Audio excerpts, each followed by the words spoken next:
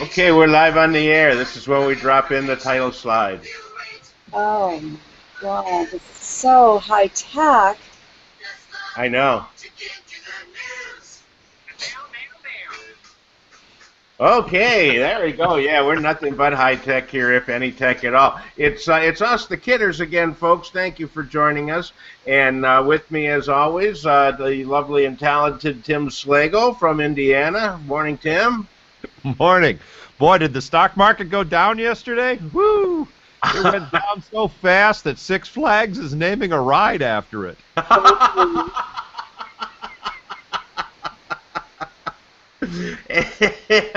and we have the host of her own show, the Teri O'Brien Show. That would make her Teri O'Brien. Funny how that works, isn't it? Hi, video buddies. How's everybody doing today? I was going to make a stock market joke, but, you know, Tim stepped all over that, so. Well, no, you can. We'll still recognize another good stock market joke. Go ahead. Or even one. No, I really don't have one. I really don't have one. I want to get into these stories this week because we've got really good stories this week. Okay, don't tempt us like that. You know, we expected. Oh, the market went down faster than panties on prom night. Yeah.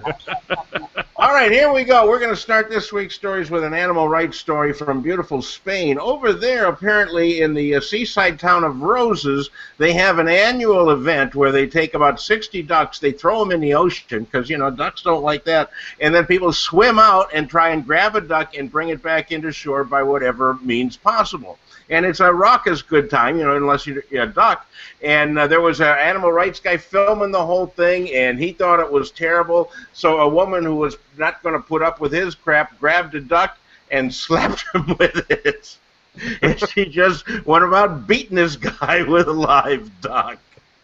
Absolutely beat the duck out of him. And you forgot to duck. and you know, if that's not embarrassing enough, once you get those wounds, oh, duck attack, you know, they have other festivals over there. They have one where young men battle to pull the head off a dead goose as it's dragged on a pulley across a harbor. So they got this dead goose, and it used to be a live goose until recently, and they try and reach up and pull the goose's head off. That's and I don't know. I think they should just stick to the running of the bulls where they just catch a horn up the ass. I was unaware that they had no cable TV in Spain. I mean, you could get these people some entertainment over there.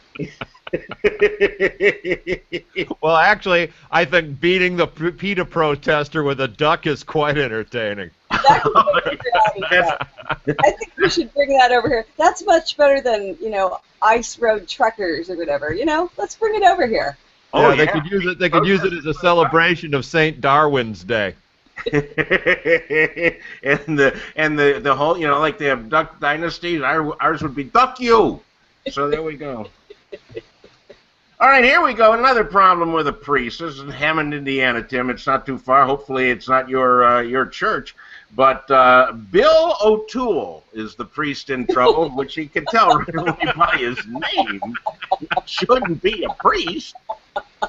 Billy O'Toole apparently was he was in the school, and he's a pastor there, and for some reason he took off all his clothes and started running around inside the school. Yeah, and you know, if you read the story, it says he wasn't arrested at the time, but what they didn't mention is they actually did call a psychiatrist, and he arrived on the scene before this Mr. O'Toole was able to get dressed, and the psychiatrist looked at him and said, you know, I can see your nuts.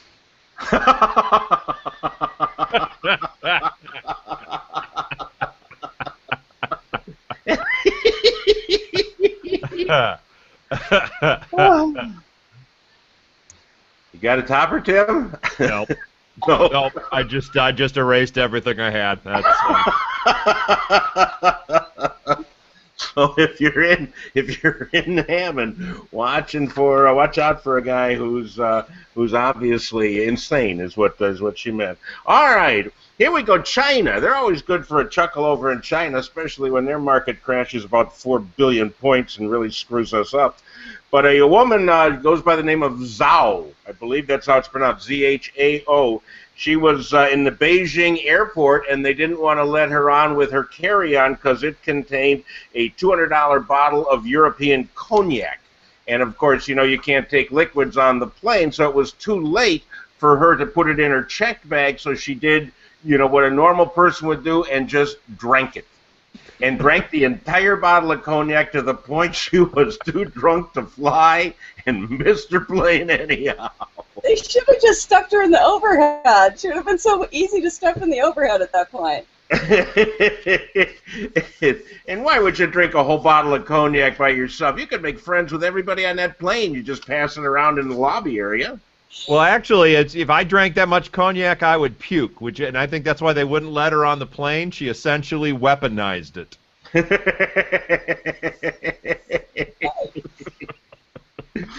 That's what they said. They said, no, you can't drink that here in line. You go stand over there next to the woman washing her hair with the full bottle of Redken shampoo. In the water fountain. Okay, and you know, our last story is a food story also, and it concerns a couple. Ann and Ked Fredericks. They're from Satellite Beach, Florida. They're celebrating their 60th wedding anniversary. That's incredible. And every year, as their tradition, on their anniversary night, they eat a bite of their wedding cake, which is not stored in the freezer. It's actually a fruit cake that is just wrapped in plastic and sitting on the counter, and they have a bite of that every year. I thought it was bad when I heard senior citizens might have to eat cat food, but, you know, 60-year-old food, that's really bad.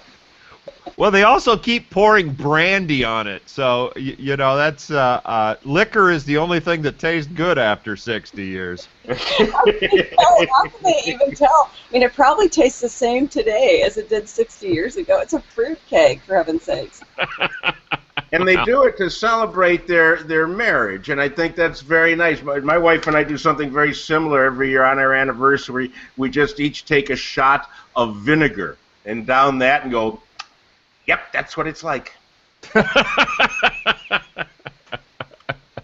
Oh, no. You never watched this show. I can say stuff like that.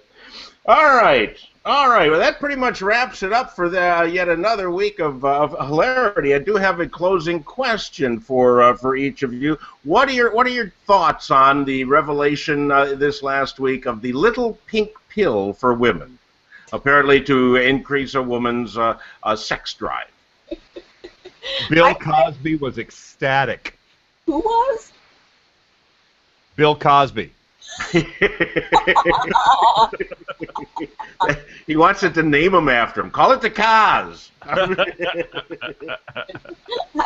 I had the same thought about Bill Clinton, but I think, seriously, to give you guys some advice, pills, you know, okay, maybe the kind Cosby used, that's a whole different thing. But if you want to get lucky, just take out the garbage.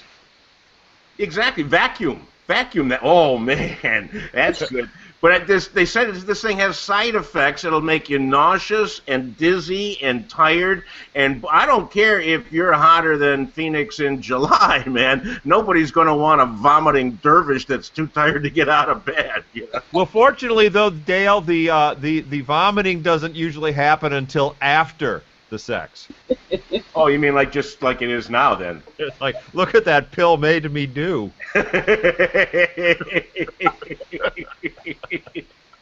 Well, this has been another fun lunchtime experience. And Teri, what would you like to plug before we say goodbye? Oh, my fabulous and award-winning talk show, the Teri O'Brien Show, live Sundays, 5 to 7 p.m. Eastern. You can go to TeriO'Brien.com. That's TeriO'Brien, just like my cousin Conan. And you can pick it up there or on Spreaker.com, on the app, iHeartRadio, all kinds of places. Just check it out. You'll like it. Conan O'Brien is your cousin? Not to my... I was going to say, that's really crappy of him not to have had you on the show.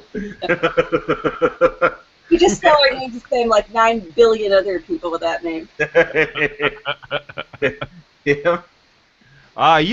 You can catch me this weekend at Riddle's Comedy Club in Alsop. All right, that's a very nice place. Who's going to be working there with you? I have no idea. Oh, okay. Even more reason. Two victims. They can get out of the trunk, you know. MyRiddlesComedy.com. All righty. And I was going to say something, and now I've completely forgotten about it, but please join me for the Friday Funnies. If you don't already, go to DaleIrvin.com, press the free button for Friday Funnies, and you'll laugh twice a week, here and Friday. And that being said, it's time to crank up our music and bid you all a fond farewell. Good night, folks. Good night, Teri. You have to say something, and then the camera goes on you. Say good night. Good night, Gracie. There we go, Tim. See you all next week. Yes, you will. And that's it for us. Bye-bye.